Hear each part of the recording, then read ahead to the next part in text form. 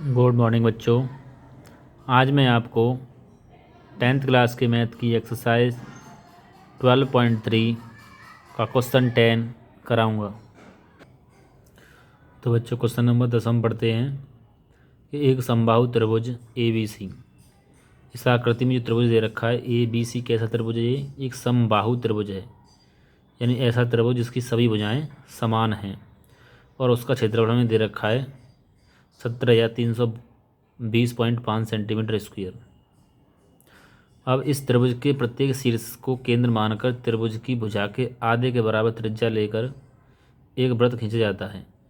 हमने पहले ए को केंद्र माना और त्रिभुज की भुजा की आधी दूरी लेकर ए पर हमने एक वृत्त खींच लिया।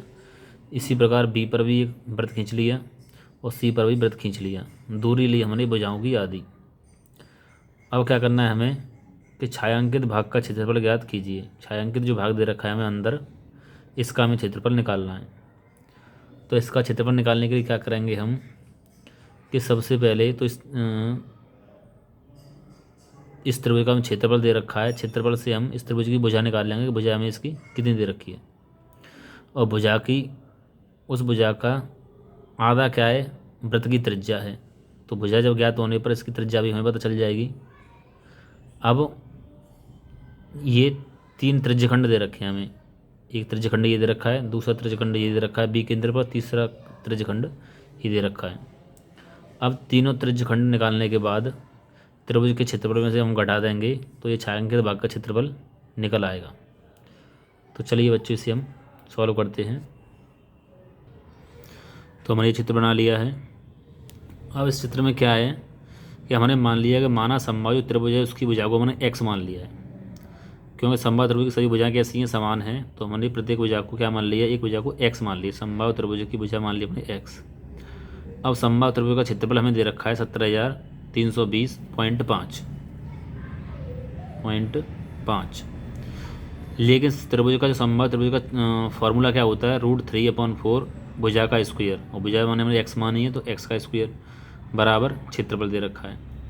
अब √3/4 को हम इधर ले जाएंगे तो 4 गुणा में पहुंच जाएगा, √3 आ जाएगा भाग में, क्योंकि इधर भाग वाली संख्या गुणा में पहुंचती है, गुणा वाली भाग में आ जाती है।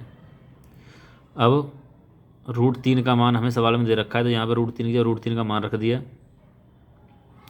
अब देखेंगे कि नीचे कितने अंक बाद पॉइंट लगा हुआ है। 1 2 3 4 5 अंक बाद पॉइंट लगा हुआ, तो ऊपर हमने 5 0 बढ़ा दिए तो नीचे का पॉइंट हट जाएगा। ऊपर कितने अंक बाद पॉइंट है? 1 अंक बाद, तो हमने नीचे 1 0 बढ़ा दिया, यानी 1 के बाद 1 0 या 1 के बाद कितने 0? 5 0। इससे क्या हमारा पॉइंट हट जाएगा। पॉइंट हट गया। अब ये संख्या और ये संख्या कितनी है? कैसी? समान है। तो इस संख्या से ये संख्या क्या है?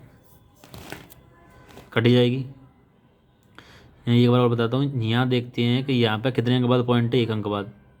तो यहाँ ऊपर की संख्या का हमें पॉइंट हटाना है, तो नीचे हमें कितने 1 अंक बाद पॉइंट है, तो 1 के बाद 1 0 बढ़ाना पड़ेगा। तो यहाँ हमने 10 लिख दिए, यानी 1 0। नीचे कितने अंक बाद पॉइंट है? 5 अंक बाद। तो ऊपर क्या कर दिया हमने? 1 के बाद 5 0 लगा दिए, तो इससे क्या है? पॉइंट हमारा हट गया। अब ये संख्या और ये संख्या दोनों कैसी हैं? एक जैसी हैं, तो इससे ये कट जाएंगी और 0 से 1 0 कट जाएगा। तो कितना बचेगा? 5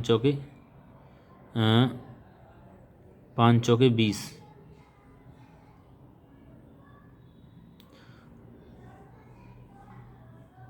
नहीं, 5 चौके 20 नहीं, तो संख्या कट गई। 4 का इसमें गुणा कर देंगे 1 में, 4 एकम 4, तो कितने हो जाएंगे ये? 40,000।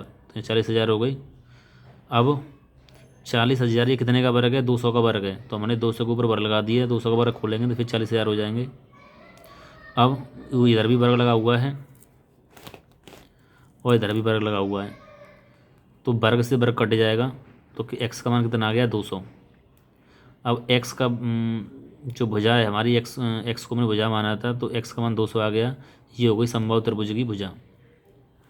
अब हम वृत्त की त्रिज्या क्या है? जो भुजा का जो आदि है वो त्रिभुज वृत्त की त्रिज्या है। जो वृत्त की त्रिज्या है वो क्या है? समबाहु त्रिभुज एक्स का मान आया है उसकी आधी होगी। तो एक्स का मान कितना आया है हमारा? 200। 200 हमने 2 से भाग दे दिया, कितना आ गया? 100। तो ये हो गई वृत्त की त्रिज्या। अब हम क्या करेंगे?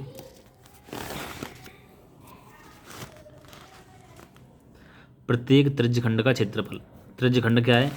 कि ये हमारा एक प्रत्येक त्रिज्यखंड बनना है। ये एक त्रिज्यखंड बन गया, ये भी एक त्रिज्यखंड बनना है बी पे, सी केंद्र पर भी क्या है कि त्रिज्यखंड बनना है।